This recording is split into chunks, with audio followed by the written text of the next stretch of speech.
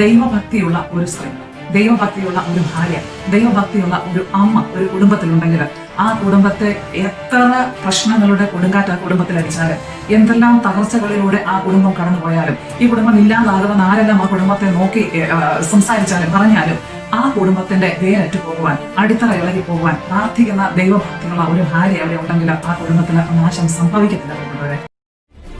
SRM global vision ഒരുക്കുന്നു കുടുംബം അനുഗ്രഹമാകാൻ. അനുഗ്രഹമായിടാ അനുഗ്രഹമാക്കിടാ കുടുംബജീവിതം കുടുംബജീവിതം.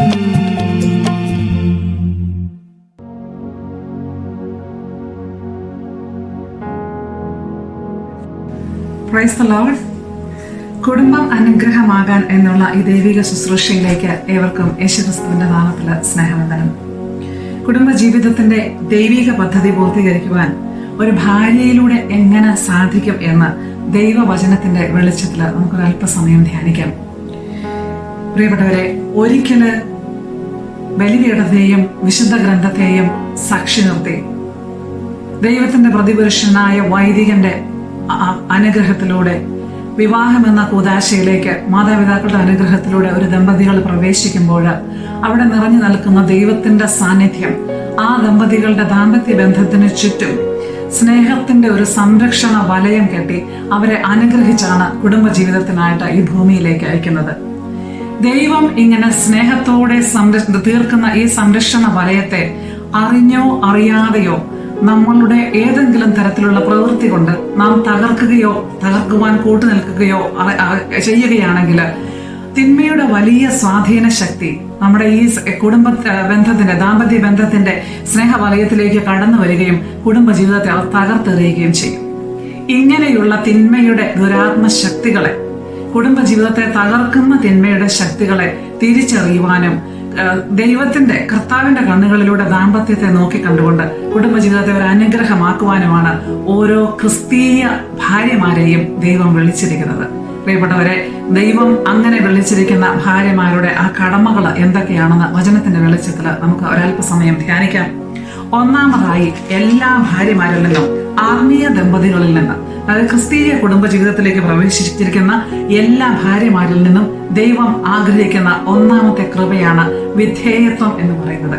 വിശുദ്ധ പൗലോസ്ലീഹ എഫെസോസുകാർക്ക് എഴുതിയ ലേഖനം 5-ാം അധ്യായത്തില് 22 മുതൽ 33 വരെയുള്ള വചനങ്ങളിൽ നമുക്കറിയാം ദമ്പതിമാർക്കുള്ള ഭാര്യ ഭർത്താക്കന്മാർക്കുള്ള ഉപദേശങ്ങൾ എന്ന ഒരു തലക്കെട്ടോടു കൂടിയാണ് ആ ലേഖനത്തിന്റെ ആ ഭാഗങ്ങൾ അവിടെ എഴുതിയിരിക്കുന്നത്. എല്ലാ വിവാഹ കൂദാശ കർമ്മങ്ങളിലും വായിച്ചു കേൾക്കുന്ന വചനഭാഗം ഈ ഒരു വചനഭാഗമാണ്. കാരണം അത് അത്രത്തോളം പ്രാധാന്യമുള്ളതായതുകൊണ്ടാണ് അത് വിവാഹ കൂദാശയിൽ ആ വചനഭാഗം വായിക്കുന്നത്. പൗലോസ്ലീഹ ഭാര്യ ഭർത്താക്കന്മാർക്കുള്ള ഉപദേശം ആരംഭിക്കുന്നത് തന്നെ ഭാര്യമാരെ നിങ്ങൾ ഭർത്താക്കന്മാർക്ക് വിധേയരായിരിക്കും എന്നുള്ള 5-ാം അധ്യായത്തിന്റെ 22-ാം വചനത്തോടു കൂടിയാണ്. പിന്നീടുള്ള വചനങ്ങളെല്ലാം ഭർത്താക്കന്മാർക്കുള്ള ഉപദേശമാണ്. എന്നാൽ 33-ാം വചനത്തിൽ ആ അധ്യായം അവസാനിക്കുമ്പോൾ പൗലോസ്ലീഹ പറഞ്ഞു നിർത്തുന്നത് ഭാര്യമാരെ നിങ്ങൾ ഭർത്താക്കന്മാരെ ബഹുമാനിക്കുവിൻ എന്നാണ്.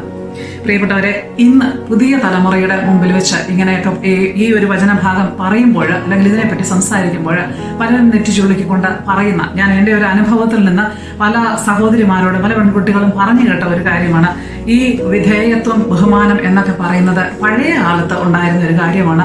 അന്ന് ആദ്യത്തെ സ്ത്രീകളൊക്കെ അടുക്കളയ്ക്ക് പുറകിലായിരുന്നു. ഇന്ന് അങ്ങനെയൊന്നുമല്ല. കാലം ഒരുപാട് മാറി. സാമ്പത്തികമായിട്ട് ഞങ്ങൾ ജോലി ചെയ്യുന്നവരാണ്, ഞങ്ങൾ വിദ്യാഭ്യാസമുള്ളവരാണ്, ഞങ്ങളും സാമ്പത്തികമായിട്ട് സമ്പാദിക്കുന്നവരാണ്, അവർക്കല്ലെങ്കിൽ ഭർത്താക്കന്മാർക്ക്, ജീവിത പങ്കാളികൾക്ക് അവർക്ക് പല കുറവുകളുണ്ട്, ബലഹീനതകളുണ്ട്, അവർ മദ്യപാനത്തിന് അടിമകളാണ്, കുടുംബം നോക്കുന്നില്ല, ഇങ്ങനെയൊക്കെയുള്ള അവരുടെ കുറവുകളുള്ള വ്യക്തികളാണ്. അതുകൊണ്ട് ഞങ്ങൾക്ക് അവർക്ക് വിധേയപ്പെട്ട് നിൽക്കുവാൻ സാധിക്കുകയില്ല, അല്ലെങ്കിൽ അവരെ ബഹുമാനിക്കാനായിട്ട് സാധിക്കുന്നില്ല. ഇത് സ്ത്രീ സമത്വത്തിന്റെ കാലമാണ്. ഇന്ന് പല പുരോഗമന വാദികളും പറഞ്ഞു കേൾക്കുന്ന, അല്ലെങ്കിൽ സോഷ്യൽ മീഡിയയിലൊക്കെ ചുട്ടുപിടിച്ച ചർച്ച നടക്കുന്ന കാര്യമാണ് ഭാര്യയ്ക്കും ഭർത്താവിനും തുല്യ അവകാശമാണ്, അല്ലെങ്കിൽ സ്ത്രീ സമത്വത്തെ പറ്റിയൊക്കെ ഒരുപാട് ഘോരഘോരമായി പ്രസംഗിക്കുന്ന കാര്യങ്ങളുണ്ട്. എന്നാൽ പ്രിയപ്പെട്ടവരെ, ലോകത്തിന്റെ കണ്ണിലല്ല, ദൈവം വചനത്തിലൂടെ കൽപ്പിച്ചു നൽകിയ ഈ ഒരു വിധേയത്വം എന്ന് പറയുന്നത് കൃപ ലഭിച്ച ഭാര്യമാർക്ക് ഉണ്ടായിരിക്കേണ്ട ഒരു ക്വാളിറ്റിയാണ്, അല്ലെങ്കിൽ ഒരു ഗുണമാണ്. ദൈവം കൽപ്പിച്ചു തന്നിരിക്കുന്ന ഒരു ഗുണമാണ്.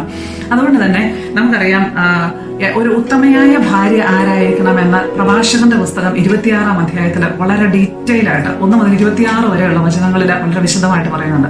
ഇതുപോലെ തന്നെ സുഭാഷിതങ്ങൾ 31-ാം അധ്യായത്തിലും ഉത്തമയായ ഭാര്യ ആരാണ്, അല്ലെങ്കിൽ ഉത്തമയായ ഭാര്യയ്ക്ക് ഉണ്ടായിരിക്കേണ്ട ഗുണങ്ങൾ എന്താണ്, ഉത്തമയായ ഭാര്യയെ കിട്ടുന്ന ഒരു ഭർത്താവിന് ലഭിക്കുന്ന അനുഗ്രഹങ്ങൾ എന്തൊക്കെയാണ്, ഇങ്ങനെ വളരെ വിശദമായിട്ട് സുഭാഷിതങ്ങളുടെ പുസ്തകത്തിലും പറഞ്ഞിട്ടുണ്ട്.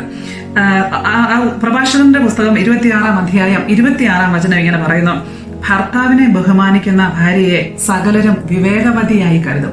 പ്രിയപ്പെട്ടവരെ, ഭർത്താവിനെ ബഹുമാനിക്കുന്ന അല്ലെങ്കിൽ വിധേയപ്പെട്ട് കഴിയുന്ന ഒരു കുടുംബമാണെങ്കിൽ ആ കുടുംബത്തിലേക്ക് നോക്കിയാൽ അറിയാം അവിടെ അനുഗ്രഹങ്ങൾ ഉണ്ടാവും, അവിടെ ദൈവകൃപയുണ്ടാകും, അവിടെ ഒരിക്കലും ഒരു തകർച്ച കടന്നു വരത്തില്ല. കാരണം 1 പത്രോസ് 3-ാം അധ്യായത്തില് പത്രോസ്ലിഹ ഇങ്ങനെ പറയുന്നു, 1 മുതൽ 6 വരെയുള്ള വചനങ്ങൾ ദമ്പതിമാർക്കുള്ള കടമ എന്നാണ് അതിന് പറയുന്നത്. ഉപദേശമല്ല, ദമ്പതിമാർക്കുള്ള കടമ. ആ അധ്യായം ആരംഭിക്കുന്നത് 1-ാമത്തെ വചനം ഇങ്ങനെ പറഞ്ഞുകൊണ്ടാണ്: ഭാര്യമാരെ, നിങ്ങൾ ഭർത്താക്കന്മാർക്ക് വിധേയരായിരിക്കുവിൻ. എന്നിട്ട് ഈ മുമ്പ് പറഞ്ഞ ആ ന്യായങ്ങൾ പറയുന്ന സഹോദരിമാരോട് വചനത്തിലൂടെ പത്രോസ്ലിഹ പറയുന്നത് എങ്ങനെയാണ്? അതായത് മദ്യപാനത്തിനോ അല്ലെങ്കിൽ എന്തെങ്കിലും തരത്തിലുള്ള കുറവുകൾക്കോ അടിമപ്പെട്ട ഒരു വ്യക്തിയോ അല്ലെങ്കിൽ കുടുംബം നോക്കാത്ത ഒരു വ്യക്തിയോ വചനം അനുസരിക്കാത്ത ഒരു വ്യക്തിയോ ആണെങ്കിൽ ദൈവവചനത്തിലൂടെ പത്രോസ് പറയുന്നത് ഇതാണ്: വചനം അനുസരിക്കാത്ത ആരെങ്കിലും ഉണ്ടെങ്കിൽ അവരെ വാക്കുകൊണ്ടല്ല പെരുമാറ്റം കൊണ്ട് വിശ്വാസത്തിലേക്ക് ആനയിക്കാൻ ഭാര്യമാർക്ക് കഴിയും എന്ന് പത്രോസ് ഉറപ്പിച്ചു പറയാനുള്ള കാരണം എന്താണെന്ന് ചോദിച്ചാൽ, എല്ലാ ഭാര്യമാർക്കും പ്രാർത്ഥനയിലൂടെ തന്റെ ഭർത്താവിനെ അല്ലെങ്കിൽ കുടുംബാംഗങ്ങളെ ദൈവത്തിലേക്ക് അടുപ്പിക്കുവാനുള്ള ഒരു കൃപ ഭാര്യമാർക്ക് ദൈവം തന്നിട്ടുണ്ട്. സ്ത്രീകൾക്ക് ദൈവം പ്രാർത്ഥിക്കാനുള്ള ഒരു പ്രത്യേക കൃപ തന്നിട്ടുണ്ട്. അടുത്ത വചനം എങ്ങനെ പറയുന്നു: അവർ നിങ്ങളുടെ ആദരപൂർവകവും നിഷ്കളങ്കവുമായ പെരുമാറ്റം കാണുന്നത് മൂലമാണ് ഇത് സാധ്യമാവുക. Praise the Lord. ഒരു ഭാര്യയുടെ അവള് എത്ര സഹിക്കുന്ന ഒരു സ്ത്രീയാണെങ്കിലും, എത്ര കഷ്ടപ്പാടിലൂടെ കടന്നു പോകുന്ന വ്യക്തിയാണെങ്കിലും, അവള് ആദരപൂർവ്വം തന്റെ ഭർത്താവിനെ ബഹുമാനിച്ചുകൊണ്ട് അദ്ദേഹത്തിന് വിധേയപ്പെട്ടുകൊണ്ട് അവള് പ്രാർത്ഥനയോടുകൂടി ദൈവസന്നിധിയിൽ ദൈവഭക്തിയുള്ള ഒരു സ്ത്രീയാണെങ്കിൽ ഇവളുടെ ഈ വിനയവും ഈ പെരുമാറ്റവും കണ്ട് അവൻ മാറ്റപ്പെടും, അവന്റെ ജീവിതത്തിൽ വിശുദ്ധി സംഭവിക്കും എന്നാണ് വിശുദ്ധ പത്രോസ് നമുക്ക് വേണ്ടി പറഞ്ഞു വെച്ചിരിക്കുന്നത്. പ്രിയപ്പെട്ടവരെ, അതുകൊണ്ട് തന്നെ വിധേയത്വത്തോടൊപ്പം നമുക്ക് ഭാര്യമാർക്ക് ഉണ്ടായിരിക്കേണ്ട ഏറ്റവും വലിയ ഒരു ക്വാളിറ്റിയാണ് ദൈവഭക്തി എന്ന് പറയുന്നത്. നമുക്കറിയാം, ദൈവഭക്തിയുള്ള ഒരു സ്ത്രീ, ദൈവഭക്തിയുള്ള ഒരു ഭാര്യ, ദൈവഭക്തിയുള്ള ഒരു അമ്മ ഒരു കുടുംബത്തിലുണ്ടെങ്കിൽ ആ കുടുംബത്തെ എത്ര പ്രശ്നങ്ങളുടെ കൊടുങ്കാറ്റ് ആ കുടുംബത്തിൽ അടിച്ചാലും, എന്തെല്ലാം തകർച്ചകളിലൂടെ ആ കുടുംബം കടന്നുപോയാലും, ഈ കുടുംബം ഇല്ലാതാകുമെന്ന് ആരെല്ലാം ആ കുടുംബത്തെ നോക്കി സംസാരിച്ചാലും പറഞ്ഞാലും, ആ കുടുംബത്തിന്റെ വേരറ്റു പോകുവാൻ, അടിത്തറ ഇളകി പോകുവാൻ പ്രാർത്ഥിക്കുന്ന ദൈവഭക്തിയുള്ള ഒരു ഭാര്യ എവിടെ ഉണ്ടെങ്കിൽ ആ കുടുംബത്തിന് നാശം സംഭവിക്കത്തില്ല പ്രിയപ്പെട്ടവരെ. കാരണം നമുക്കറിയാം, പത്രോസ് പിന്നെയും ഇങ്ങനെ പറയുകയാണ്: നിങ്ങളുടെ ബാഹ്യമായ മോടികളായ പിന്നിയ മുടിയോ സ്വർണ്ണാഭരണമോ വിശേഷ വസ്ത്രങ്ങളോ ഒന്നുമല്ല നിങ്ങളുടെ അലങ്കാരം. ഭാര്യമാരോട് വിശുദ്ധ പത്രോസ് പറയുകയാണ്: പിന്നെയോ ദൈവസന്നിധിയിൽ വിശിഷ്ടമായ സൗമ്യവും ശാന്തവുമായ ആത്മാവാകുന്ന അനശ്വര രത്നം അണിഞ്ഞ ആന്തരിക വ്യക്തിത്വമാണ്. അതായത് ദൈവഭക്തിയെ കുറിച്ചാണ്, പ്രാർത്ഥനയെ കുറിച്ചാണ് പത്രോസ് ഇവിടെ ബോധിപ്പിക്കുന്നത്. വീണ്ടും പറയുകയാണ്: ദൈവത്തിൽ പ്രത്യാശ വെച്ചിരുന്ന വിശുദ്ധ സ്ത്രീകൾ മുൻപ് ഇപ്രകാരം തങ്ങളെ തന്നെ അലങ്കരിക്കുകയും തങ്ങളുടെ ഭർത്താക്കന്മാർക്ക് വിധേയരായിരിക്കുകയും ചെയ്തിട്ടുണ്ട്. Praise the Lord. എത്ര മനോഹരമായിട്ടാണ് വിശുദ്ധ പത്രോസ് ഇവിടെ പറഞ്ഞു തന്നിരിക്കുന്നത്. ദൈവഭക്തിയുള്ള, ദൈവത്തിന്റെ മുമ്പിൽ നിഷ്കളങ്കമായ ഹൃദയത്തോടു കൂടി ആയ അനേക വിശുദ്ധ സ്ത്രീകൾ ഭർത്താക്കന്മാർക്ക് വിധേയരായിരുന്നിട്ടുണ്ട്. എന്നിട്ട് സാറായുടെ ഉദാഹരണമാണ് പിന്നീട് പത്രോസ് പറയുന്നത്. നമുക്കറിയാം, പഴയ നിയമത്തിലേക്ക് നമ്മൾ മറിച്ച് നോക്കിയാൽ റൂത്ത് എന്ന് പറയുന്ന ഒരു കഥാപാത്രത്തെ നമ്മൾ കാണുന്നുണ്ട്. സ്വന്തം ഭർത്താവ് മരിച്ചിട്ടും അവള് ഭർത്താവിന്റെ വിധവയായ അമ്മ നവോമിയോടൊപ്പം ചേർന്ന് നിന്ന് ആ ദൈവഭക്തിയിൽ അവൾ മുന്നോട്ട് പോയതുകൊണ്ട് അവളുടെ ജീവിതം അത്ഭുതകരമായി ദൈവം അനുഗ്രഹിക്കുകയും ആ ജീവിതം, അവളുടെ പേര് കർത്താവിന്റെ വംശാവലിയിൽ എഴുതപ്പെടുകയും ചെയ്യുന്ന ഒരു സംഭവം. അതുപോലെ എസ്തേർ ഒരു സാധാരണ പെൺകുട്ടിയായിരുന്നു. എന്നാൽ അവളിൽ ആഴത്തിൽ ഉറപ്പിക്കപ്പെട്ട ഒരു ദൈവഭക്തി ഉണ്ടായിരുന്നത് കൊണ്ട് ഒരു രാജാവിന്റെ രാജ്ഞി പദവിയിൽ എത്തിയിട്ട് പോലും അവൾ ആ ദൈവഭക്തി ഉപേക്ഷിക്കുകയോ അവൾ ആ പ്രാർത്ഥനയും ഉപവാസങ്ങളും മറക്കുകയോ ചെയ്യാതിരുന്നത് കൊണ്ട് ഒറ്റയ്ക്ക് അവളുടെ പ്രാർത്ഥനയിലൂടെ അവളുടെ ഉപവാസത്തിലൂടെ ഒരു ജനതയെ മുഴുവനും മരണത്തിൽ നിന്ന് രക്ഷിക്കുവാൻ, ഒരു ജനതയെ മുഴുവനും നേടുവാനായിട്ട് അവളുടെ ഒരൊറ്റ പ്രാർത്ഥന കൊണ്ട് സാധിച്ചു. പ്രിയപ്പെട്ടവരെ, നമുക്കറിയാം ആ തകർന്ന ജീവിത അവസ്ഥകളിലൂടെ കടന്നു പോയിട്ടും പ്രാർത്ഥനയോടെ കാത്തിരിക്കുന്ന, ക്ഷമയോടെ കാത്തിരിക്കുന്ന കാത്തിരുന്ന ഭാര്യമാര് സ്വന്തം ഭർത്താക്കന്മാരെ ജീവിതത്തിലേക്ക് തിരിച്ചു കൊണ്ടുവന്ന അനേക സാക്ഷ്യങ്ങൾ നമ്മൾ പലപ്പോഴും ജീവിതത്തിൽ കേട്ടിട്ടുണ്ട്. ഞാൻ ഒരിക്കലും എൻ്റെ അടുക്കൽ ഒരു സഹോദരി പ്രാർത്ഥിക്കുവാനായിട്ട് വന്നു. അവളുടെ ജീവിതാവസ്ഥ കണ്ണുനീരോടുകൂടി എന്നോട് പങ്കുവെച്ചു. എൻ്റെ കുഞ്ഞുങ്ങളുടെ ഏകദേശം പ്രായമായിരുന്നു അവളുടെ മക്കൾക്കും. അവൾ എന്നോട് പറഞ്ഞത് ഭർത്താവിൻ്റെ നിരന്തരമായ മദ്യപാനം, പരസ്ത്രീ ബന്ധം, ദാമ്പത്യത്തിലെ വിശ്വസ്തതയില്ലായ്മ, ദൈവഭക്തിയില്ലായ്മ, അതുപോലെ ശാരീരികമായ ഉപദ്രവം, മാനസികമായ ഉപദ്രവം, ഇതെല്ലാം സഹിക്കാനാവാതെ ഇവള് തകർന്നു പോകുന്ന ഒരവസ്ഥയിലെത്തിയപ്പോൾ ഇവള് പറഞ്ഞത്, ഇവളോട് പലരും പറഞ്ഞു, ഇനി ഈ കുടുംബജീവിതം മുന്നോട്ട് കൊണ്ടുപോകേണ്ട ആവശ്യമില്ല, നീ ഒരു ഡിവോഴ്സിന് ഫയൽ ചെയ്യാൻ പറഞ്ഞു. ഞാൻ ഇവളോട് ചോദിച്ചു, നീ എന്ത് തീരുമാനിച്ചു മോളെ എന്ന് ചോദിച്ചു. അപ്പൊ ഇവൾ എന്നോട് പറഞ്ഞു, നമ്മൾ ഒരു ക്രിസ്ത്യാനിയായിട്ട് ദിവസവും വിശുദ്ധ കുർബാനയിൽ പോവുകയും വിശുദ്ധ കുർബാന നാവിൽ സ്വീകരിക്കുകയും ചെയ്തിട്ട് ഇത്രത്തോളം വചനങ്ങളും ധ്യാനങ്ങളും ഒക്കെ കേട്ടിട്ട് സ്വന്തം ഭർത്താവിനോട് ക്ഷമിക്കാൻ സാധിച്ചില്ലെങ്കിൽ ഞാൻ ഈ ചെയ്യുന്നതിനൊന്നും ഒരു അർത്ഥവുമില്ലല്ലോ ചേച്ചി. അത് മാത്രവുമല്ല, എൻ്റെ കുഞ്ഞുങ്ങൾക്ക് നാളെ അപ്പനെന്ന് ചൂണ്ടിക്കാണിക്കുവാൻ എനിക്ക് മറ്റാരുമില്ലല്ലോ. എനിക്കറിയാം, ഞാൻ ഒരു വാക്കുകൊണ്ടോ വിചാരം കൊണ്ടോ ഒരു ചിന്ത കൊണ്ട് പോലും എൻ്റെ ദാമ്പത്യ വിശ്വസ്തതയിൽ ഞാൻ കോട്ടം വരുത്തിയിട്ടില്ല. അതുകൊണ്ട് തന്നെ എനിക്കറിയാം, ഞാൻ എൻ്റെ ദൈവത്തിൻ്റെ മുമ്പിൽ പ്രാർത്ഥിക്കുന്നത് ഒരു ദിവസം എൻ്റെ പ്രാർത്ഥന കേൾക്കും, ഒരു ദിവസം അദ്ദേഹം തിരിച്ചു വരുമെന്ന്. ഞാൻ അവളോട് പറഞ്ഞു, റോമ 8:28 പ്രകാരം മോളെ നീ പ്രാർത്ഥിക്കുക, നിന്റെ ജീവിതത്തിൽ സംഭവിച്ചതെല്ലാം ദൈവം നിനക്ക് നന്മയ്ക്കായിട്ട് തരും, ഞാൻ പ്രാർത്ഥിക്കാമെന്ന് പറഞ്ഞു. പ്രിയപ്പെട്ടവരെ, അവള് വർഷങ്ങളായിട്ട് അവള് പോകാത്ത ധ്യാന കേന്ദ്രങ്ങളോ അല്ലെങ്കിൽ പങ്കെടുക്കാത്ത ധ്യാനങ്ങളോ ചെയ്യാത്ത ഉപവാസ പ്രാർത്ഥനകളോ ഇല്ലായിരുന്നു. നീണ്ട 8 വർഷത്തെ പ്രാർത്ഥനകൾക്കും കണ്ണുനീരിനും ശേഷം അവളുടെ ഭർത്താവ് അവളുടെ ജീവിതത്തിലേക്ക് തിരിച്ചു വരികയും അവളുടെ കാല് പിടിച്ച് അവളോട് മാപ്പ് പറയുകയും ആ കുഞ്ഞുങ്ങളെയും അവളെയും ചേർത്തുകൊണ്ട് അദ്ദേഹത്തിന്റെ സ്ഥലത്തേക്ക് കൂട്ടിക്കൊണ്ടു പോവുകയും ഇന്ന് ഒരുപാട് സന്തോഷത്തോടെ ഒരുപാട് ദൈവഭക്തിയിൽ അദ്ദേഹവുമായി തീരുകയും ചെയ്യുന്ന ഒരു അവസ്ഥയുണ്ടായി. പ്രിയപ്പെട്ടവരെ, ഇത് സാധിച്ചെടുത്തത് അവളുടെ ആ തകർന്ന അവസ്ഥയിൽ അവൾക്കുണ്ടായിരുന്ന ആ ദൈവഭക്തി, വിവേകം ഒന്നുകൊണ്ട് മാത്രമാണ്.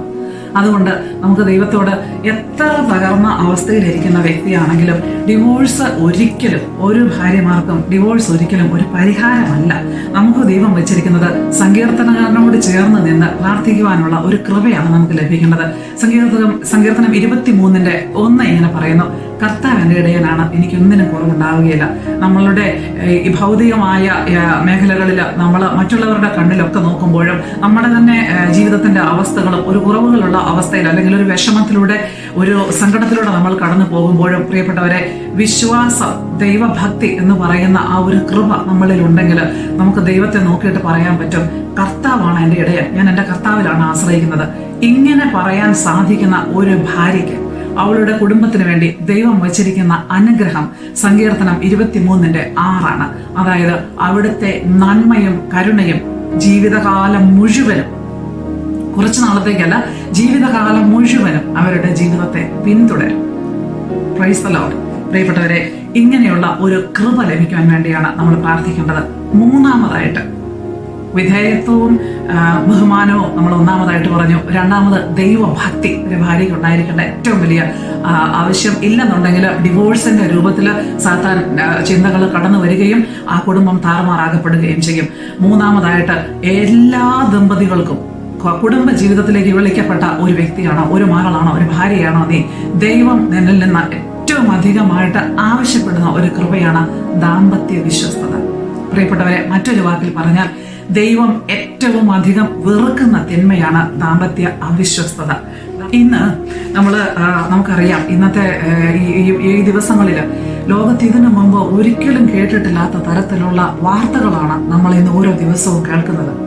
തൻ്റെ സ്വൈര ജീവിതത്തിന് അല്ലെങ്കിൽ തൻ്റെ അവിഹിത ബന്ധത്തിന് തൻ്റെ തടസ്സമായി നിൽക്കുന്നത് തൻ്റെ ഭർത്താവോ അല്ലെങ്കിൽ സ്വന്തം കുഞ്ഞുങ്ങളോ മാതാപിതാക്കളോ ഭർത്താവിൻ്റെ മാതാപിതാക്കളോ ആരുമാകട്ടെ, അവരെയൊക്കെ ഇല്ലാതാക്കുന്ന സ്ത്രീത്വങ്ങളെ കുറിച്ചാണ് നമ്മളിപ്പോൾ കേൾക്കുന്നത്. അപ്പോൾ ഇത് സോഷ്യൽ മീഡിയയിലൊക്കെ ഇതിനെക്കുറിച്ച് ഉറക്കെ വളരെ ചർച്ചകൾ നടക്കുന്നു. എന്തുകൊണ്ടാണ് നമ്മുടെ സമൂഹം ഇങ്ങനെയായി പോകുന്നത്? എന്തുകൊണ്ടാണ് ഒരു പക്ഷെ പിടിക്കപ്പെടുമെന്നോ അല്ലെങ്കിൽ നാളെ ശിക്ഷ അനുഭവിക്കേണ്ടി വരുമെന്നോ ഒന്നും ചിന്തിക്കാൻ പോലും ആവാത്ത വിധം ബുദ്ധിയുടെ തലങ്ങളെ ഇത്രത്തോളം അന്ധമാക്കിക്കൊണ്ട് ഈ ഒരു ദുർഭൂതം, വ്യഭിചാര ദുർഭൂതം കടന്നുകൂടിയിട്ട് എന്തുകൊണ്ടാണ് കൊലപാതകത്തിലേക്ക് വരെ എത്തുന്ന ഒരവസ്ഥയിലേക്ക് പല കുടുംബങ്ങളും ചെന്നു പോകുന്നത്? സ്ത്രീകൾ, അമ്മമാര്, ഭാര്യമാര് എന്തുകൊണ്ടാണ് ഇങ്ങനെ ആയിത്തീരുന്നത് എന്നൊക്കെ പലരും ഉറക്കെ ചർച്ച ചെയ്യാറുണ്ട്. പക്ഷെ ആരെല്ലാം എന്തെല്ലാം പറഞ്ഞാലും പ്രിയപ്പെട്ടവരെ, അതിനുള്ള ഉത്തരം ദൈവവചനത്തിലുണ്ട്. മറ്റൊന്നുമല്ല, ദൈവഭയമില്ലാത്ത ഒരു ദമ്പതികള്, ദൈവഭയമില്ലാത്ത ഒരു കുടുംബം, ദൈവഭയമില്ലാത്ത ഒരു സമൂഹം, ദൈവഭയമില്ലാത്ത ഒരു ദേശം ആയി വരുമ്പോൾ അവിടെ ഈ ഒരു തിന്മ, അവിശ്വസ്തത, ദാമ്പത്യ അവിശ്വസ്തത കടന്നു വരികയും അതിന്റെ ഫലമായി കൊലപാതകവും മറ്റു പല തിന്മകളും കടന്നു വരികയും ഒരു ദേശത്തെ തന്നെ അത് ഇല്ലാതാക്കുകയും ചെയ്യുന്നു. ഇത് ഞാൻ പറയാനുള്ള കാരണം, ഉൽപ്പത്തിയുടെ പുസ്തകം 20-ാം അധ്യായത്തിൽ ഒരു സംഭവം വിവരിക്കുന്നുണ്ട്. നമുക്കറിയാം, അബ്രാഹാം തന്റെ ഭാര്യയായ സാറായിയെ, അവള് അതിസുന്ദരിയായിരുന്നു എന്ന് പറയുന്നുണ്ട്, സുന്ദരിയായ ഭാര്യ സാറായിയെയും കൂട്ടി ഗരാർ എന്ന് പറയുന്ന ഒരു ദേശത്ത് എത്തുമ്പോൾ അവിടെ അബ്രാഹാം അവള് തന്റെ സഹോദരിയാണെന്ന് പറയുന്നു. ആ ദേശത്തെ രാജാവായ അബിമലേക്ക് ആളയച്ച് സാറായിയെ കൊട്ടാരത്തിലേക്ക് വരുത്തുകയും അവളെ ഭാര്യയെ സ്വീകരിക്കുകയും ചെയ്തു. എന്നാൽ ആ നിമിഷം മുതൽ ആ കൊട്ടാരത്തില് രാജാവിന്റെ അങ്കണത്തിൽ മുഴുവനും എല്ലാവർക്കും ദുരിതങ്ങളും രോഗങ്ങളും പീഡനങ്ങളും വരികയും രാത്രി തന്നെ രാജാവിന് ദൈവം സ്വപ്നത്തിൽ പ്രത്യക്ഷപ്പെട്ടിട്ട് ചോദിക്കുന്നു, അബിമലേക്ക്, നീ എന്തുകൊണ്ടാണ് ആ ഒരുവന്റെ ഭാര്യയെ നീ സ്വീകരിച്ചത്? അതൊരു പ്രവാചകന്റെ ഭാര്യയാണ് അവളെന്ന് പറയുമ്പോൾ അബിമലേക്ക് പറയുന്നു, ദൈവമേ, ഞാൻ നിഷ്കളങ്കമായ കരങ്ങളോടുകൂടിയാണ് അവളെ സ്വീകരിച്ചത്. അവൾ അബ്രാഹത്തിന്റെ സഹോദരിയാണെന്ന് പറഞ്ഞതുകൊണ്ട് മാത്രമാണ് ഞാൻ അങ്ങനെ ചെയ്തതെന്ന്. അപ്പൊ ദൈവം പറയുന്നു, അല്ല, അവൾ പ്രവാചകന്റെ ഭാര്യയാണ്, അവളെ തിരിച്ചേൽപ്പിക്കുക, എന്നിട്ട് പ്രവാചകൻ ആയ അബ്രാഹാം നിനക്ക് വേണ്ടി പ്രാർത്ഥിക്കട്ടെ എന്ന് പറയുന്നു. അപ്പോൾ അബിമലേക്ക് അബ്രാഹത്തിനെ നേരം വെളുക്കുമ്പോൾ തന്നെ വിളിച്ചു വരുത്തി ഈ ഭാര്യയെ തിരിച്ചേൽപ്പിച്ചതിന് ശേഷം ഇങ്ങനെ ഒരു ചോദ്യം ചോദിക്കുന്നുണ്ട്, ദൈവപുരുഷ, എന്തുകൊണ്ടാണ് നീ എന്റെ രാജ്യത്തോടും എന്നോടും ഇങ്ങനെ മോശമായി പെരുമാറിയതെന്ന്?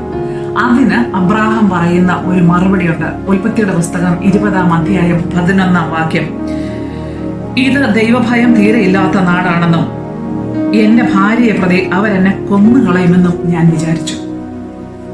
പ്രിയപ്പെട്ടവരെ, അബ്രാഹാം പറയുന്ന ഈ മറുപടി, ഇത് ദൈവഭയം തീരെ ഇല്ലാത്ത നാടാണെന്നും എന്റെ ഭാര്യയെ പ്രതി അവരെന്നെ കൊന്നുകളയുമെന്നും ഞാൻ ഭയപ്പെട്ടു, ഞാൻ വിചാരിച്ചു എന്ന് പറയുന്ന ഇതേ തിന്മയാണ് ഇന്ന് നമ്മൾ നിരന്തരം നമ്മുടെ നാട്ടില്, നമ്മളുടെ ദേശത്ത്, നമ്മൾ ലോകത്ത് നിരന്തരം കേട്ടുകൊണ്ടിരിക്കുന്നത്. അതായത് ദൈവഭയം തീരെ ഇല്ലാത്ത ഒരു അവസ്ഥ, ദൈവഭയം തീരെ ഇല്ലാത്ത ഒരു ദാമ്പത്യ ബന്ധം, ഒരു കുടുംബം, ഒരു ദേശം, അവരിലേക്ക് അവിശ്വസ്തതയുടെ തിന്മ കടന്നു വരികയും ഈ വ്യഭിചാര ദുർഭൂതം കടന്നു വരികയും കൊലപാതകത്തിലേക്ക് വരെ എത്തുകയും ചെയ്യുന്നു.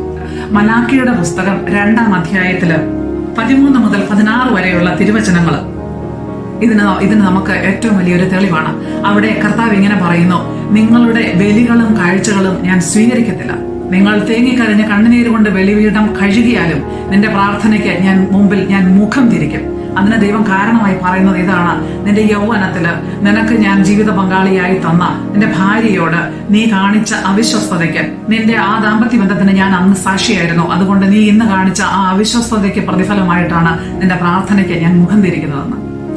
പ്രിയപ്പെട്ടവരെ, ബലിപീഠത്തിനും വിശുദ്ധ ഗ്രന്ഥത്തെയും സാക്ഷിയാക്കി നിന്റെ യൗവനകാലത്ത് നിനക്ക് ജീവൻ തന്ന ജീവിത പങ്കാളിയോട് വിചാരത്താലോ വാക്കാലോ പ്രവൃത്തിയാലോ നീ ദാമ്പത്യ അവിശ്വസ്തത കാണിച്ചിട്ടുണ്ടെങ്കിൽ, അതൊരു പക്ഷേ ഒരു സോഷ്യൽ മീഡിയയിലൂടെ ആയിരിക്കാം, ഒരു ചാറ്റിങ്ങിലൂടെ ആയിരിക്കാം, ഒരു തെറ്റായ സ്നേഹബന്ധത്തിലൂടെ ആയിരിക്കാം, തെറ്റായ ഒരു ചിന്താഗതികളിലൂടെ ആയിരിക്കാം, എന്തുമായിക്കൊള്ളട്ടെ, ഒരു ദാമ്പത്യ അവിശ്വസ്തതയ്ക്ക് കാരണമാകുന്ന ഒരു പ്രവൃത്തി എന്റെ ജീവിതത്തിൽ കടന്നുകൂടിയിട്ടുണ്ടെങ്കിൽ നമുക്ക് ഓർക്കാം, ദൈവം അന്ന് നിന്റെ ആ ദാമ്പത്യ ബന്ധത്തിന്, വിശുദ്ധ ഉടമ്പടിക്ക്, വിശുദ്ധ സ്നേഹത്തില് ദൈവം സൃഷ്ടിച്ച ആ ദാമ്പത്യ ബന്ധത്തിന് ചുറ്റും സൃഷ്ടിച്ച ആ സംരക്ഷണ വലയം നിന്റെ അവിശ്വസ്തതയിലൂടെ നീ തകർക്കുകയും അതുവഴി തിന്മയുടെ ഒരു ദുരാത്മശക്തി, അവിശ്വസ്തതയിലൂടെ നിന്റെ തിന്മയുടെ ഒരു ദുരാത്മശക്തി നിന്റെ കുടുംബത്തിലേക്ക്, കുടുംബത്തിന്റെ സ്നേഹബന്ധത്തിലേക്ക് ആ സംരക്ഷണ വലയം ഭേദിച്ചുകൊണ്ട്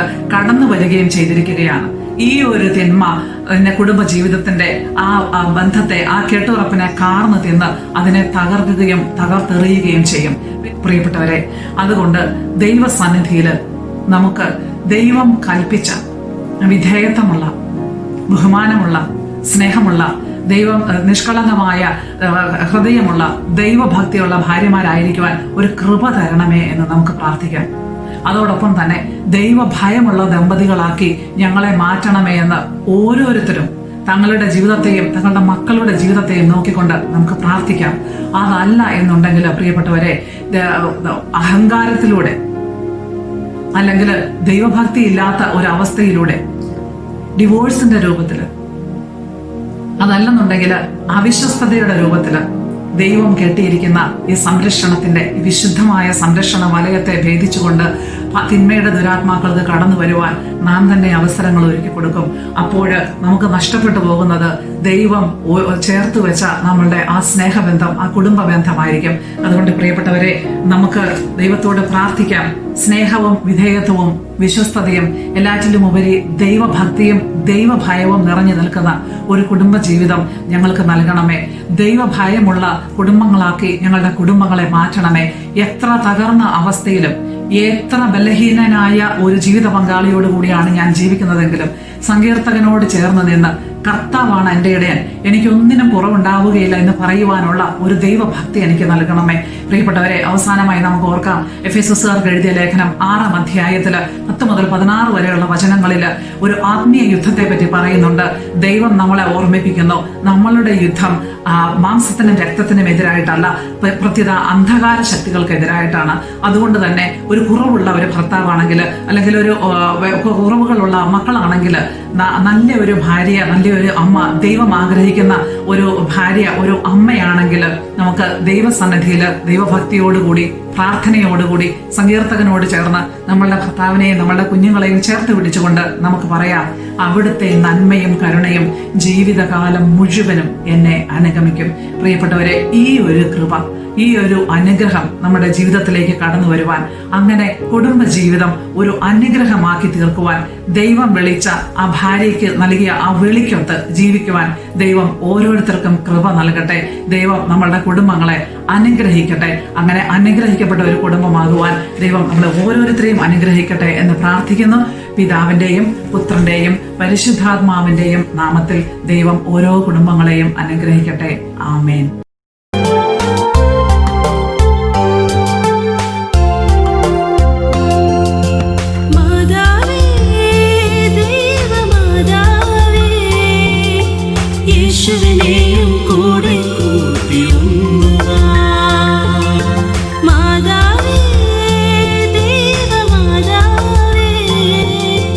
യേശുവിനെയും കൂടെ കൂട്ടിയൊന്നുവാ.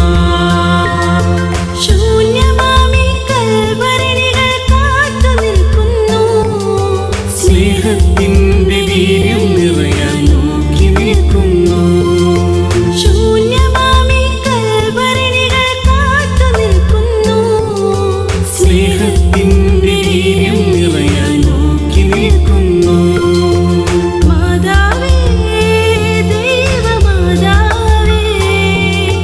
യേശുവിനെയും കൂടെ കൂട്ടിയൊന്നുവാ. യേശുവിനെയും കൂടെ കൂട്ടിയൊന്നുവാ.